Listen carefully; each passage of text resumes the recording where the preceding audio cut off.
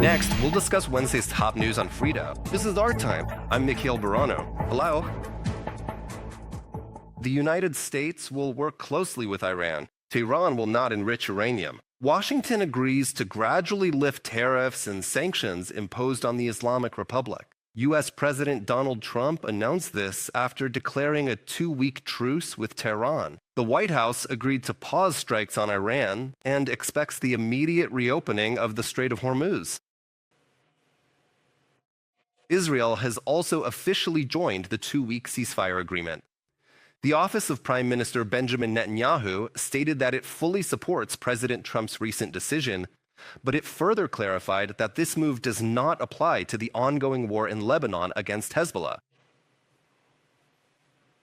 Israel supports President Trump's decision to pause strikes on Iran for 2 weeks, provided that Iran immediately reopens the straits and ceases all attacks on the U.S., Israel, and regional countries. The 2-week ceasefire does not currently extend over to Lebanon. Israel also fully supports the ongoing U.S. efforts to ensure Iran will no longer be able to pose a nuclear, missile, or terrorist threat to America, Israel, Iran's Arab neighbors, and the world, from a statement by the Israeli Prime Minister's office.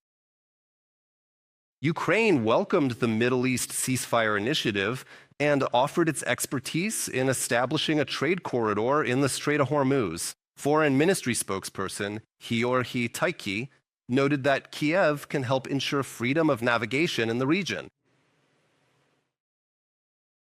Ukraine has participated at both the political and military levels in meetings on ensuring freedom and navigation in the Strait of Hormuz, led by the United Kingdom. Minister Sabiha participated in the political meetings. Our military personnel took part in these meetings at the technical and military levels. Ukraine has clearly stated its position. Ukraine is fully prepared and ready to apply its Black Sea experience to help guarantee the continued freedom of navigation in the strategic Strait of Hormuz. We'll be taking a closer look at the Middle East and Persian Gulf current geopolitical situation and its impact on Ukraine's negotiations with a guest later. But first, let's get to some other news stories.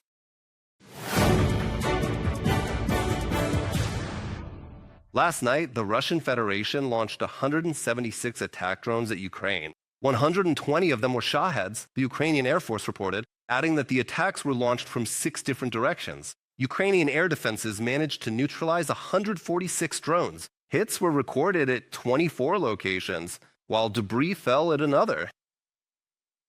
The Russian army continues to attack the Odessa region. Last night, the Russians struck the region with drones. According to local authorities, civilian and port infrastructure was damaged. The resulting fires were quickly extinguished. There is no information about any dead or injured. The Zaporizhia region was also under Russian fire. Over the past 24 hours, the Russian army struck 45 settlements in the region more than 800 times. They used aviation, artillery, multiple launch rocket systems, and drones. According to rescuers, 2 people were killed and 9 others were wounded as a result of the shelling. Residential houses and non-residential buildings were also destroyed and damaged. In the Sumy region, one of the Russian drones hit a residential building. 1 person was killed and 3 others were injured. This was reported by the Regional Military Administration. The residential sector and infrastructure of the Rami community were under attack by Russian troops. Fires broke out and rescuers had to work under the threat of repeated shelling, but all the fires were extinguished. 170 combat clashes were recorded at the front over the past 24 hours. According to the General Staff of the Armed Forces of Ukraine, the Russians were most active in the Kostiantynivka direction. There, the defense forces repelled 32 assaults. Fierce fighting also took place in the Pokrovsk and Huliaipol sectors of the front, where the army of the Russian Federation tried to break through the Ukrainian defense more than 20 times. In addition, the armed forces of Ukraine stopped 12 attacks on the Alexandrivka and 9 on the Slavyansk bridgeheads. We see that the intensification in just 24 hours in the Kostiantynivka direction, which is like the very heart and center of the strike, now has, as we can clearly see, of course, completely failed.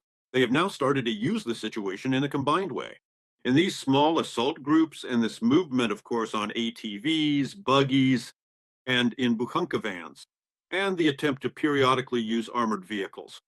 But we already clearly have all these scenarios in the practice of our combat work, and therefore we neutralize them. Yes, there is heavy fighting in the Kostiantynivka direction, but we are standing our ground, repelling and destroying the main part of both the enemy and their equipment. The Russian Federation has already lost 1,306,500 soldiers since the start of the full-scale invasion of Ukraine. Such estimates are voiced by the General Staff of the Armed Forces of Ukraine. Of these, 1,030 occupiers were eliminated by the defense forces over the past 24 hours. In addition, 5 tanks, 4 armored combat vehicles, and more than 60 artillery systems were burned. They also destroyed 1 MLRS and 1 air defense system each, as well as almost 2,000 drones and more than 200 units of Russian automotive and special equipment. Russia's losses in Donbass have increased almost threefold since the beginning of the year. Brigadier General Pavlo Polisa, deputy head of the Office of the President of Ukraine, said this in an interview with RBC Ukraine. He clarified that we're talking about statistics for the first quarter of 2026, strictly within the Donetsk region, starting from the Lyman direction and all the way to the Oleksandrovka direction. Polisa thanked the Ukrainian defenders for achieving such results. For every single occupied square kilometer in the Donetsk region, they have 316 killed and wounded. So, comparing the directions of the main offensive from last year, and today, there's nearly a twofold increase, while their average losses along the line of contact in Donbass have nearly tripled. So, you can draw your own conclusions about their successes in the Donetsk direction and at what cost. Their progress has been minimal. Tactical successes in several areas are very symbolic. There are no operational ones overall, so they are actually detached from reality. At the same time, I must note that, of course, it's difficult on the front right now. It's hard for our guys, and I'm grateful to them for their endurance and for what they do. All these listed results are, first and foremost, the merit of our warriors. Pavlo Polisa, deputy head of the Office of the President of Ukraine. Brigadier General, in an interview with the RBK Ukraine agency. They evacuate damaged or captured combat equipment under enemy fire, then restore it and return it to service. How the repair unit of the 4th Border Detachment operates in the Kharkiv direction, in a report by Natalia Belakuria.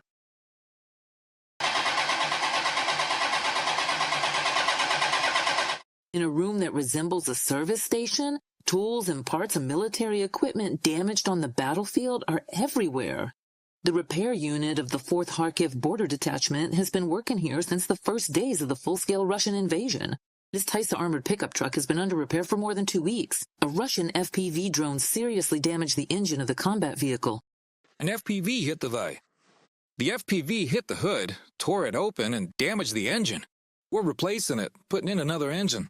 Now the guys are assembling it to get it ready for startup. The vehicle's wrecked, but thank God the crew remained unharmed. 47-year-old Ivan was mobilized into the Border Guard's repair unit in 2023. Before that, since February 2022, he repaired AFU equipment for me in his garage.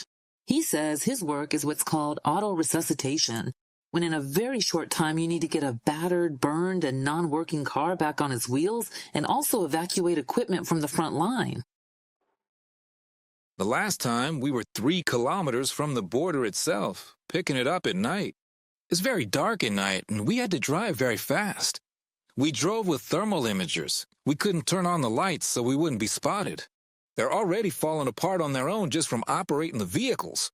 The working conditions are very difficult. Driving through potholes at night in the dark, wheels get ripped off, even without any incoming fire.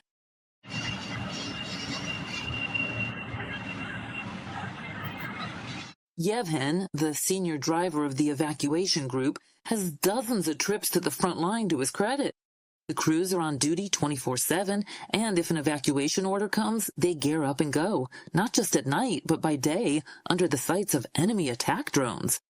Someone's watching the sky. Someone's watching the sky. We have a rifle to shoot down those drones and well-coordinated teamwork. The main thing is to get there fast, hook up the vehicle and leave, and then figure things out later. Well, of course, it's scary to do. It's not always calm, but panic is our enemy. So we go in with a clear head. We understand what we're going to do there. Yevhen says that once he and his brothers in arms set a speed record. On the front line, they managed to load a vehicle onto the tow truck in 90 seconds and head back to their base.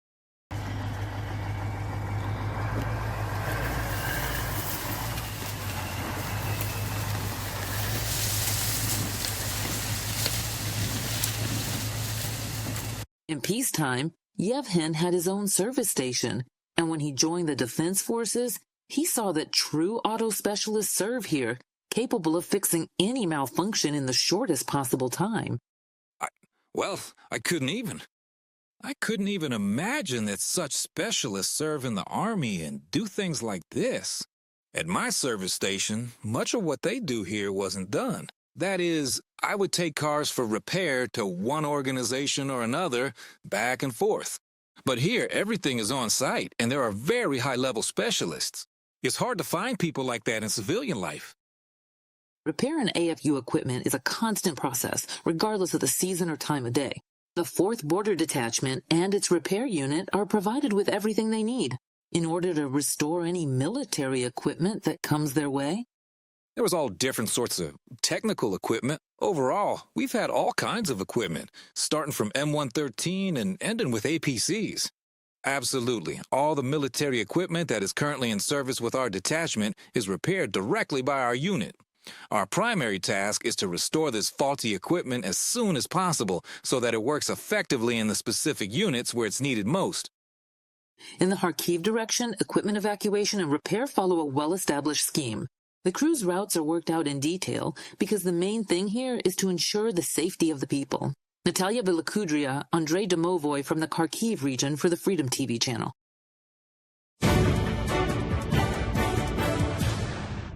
And we return to the main topic of the day, establishing peace in the Middle East. Ukraine welcomes the agreements between the U.S. and Iran on a ceasefire and the opening of the Strait of Hormuz, and calls on the United States to show resolve in pressuring the Russian Federation to end the war it started. This was stated by Ukraine's foreign minister, Andriy Sybiha.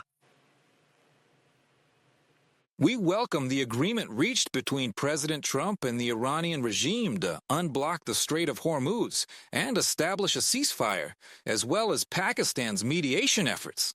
U.S. resolve is yielding results. We believe it is time to show enough determination to force Moscow to cease fire and put an end to the war against Ukraine. Andriy Sybiha, Ukraine's foreign minister, on social media platform X. The situation in the Middle East and the Persian Gulf also affects the negotiation process in Ukraine, as the truce between the U.S. and Iran paves the way for diplomatic work between Ukraine and Russia as well. This was stated by President Volodymyr Zelenskyy. He also emphasized that a ceasefire is the right decision that leads to the end of the war. Ukraine has always called for a ceasefire in the war that Russia is waging here in Europe against our state and people. And we support the silence in the Middle East and the Gulf, which opens the way for diplomatic work.